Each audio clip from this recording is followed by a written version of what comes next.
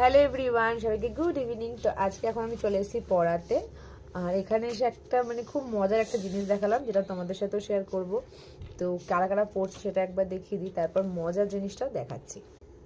অশ্মি নাম, অশ্মি মণ্ডল, শাইলি কাঞ্চন, পিহু দাস, রাজ দাস। আর সেই আসল জিনিসটা তোমাদেরকে দেখাচ্ছি। এই দেখো কত ছোট্ট ছোট্ট টাকা। ওই বাবারে, 500 টাকারও তো আছে রে। হ্যাঁ, এই পুরো অরিজিনাল।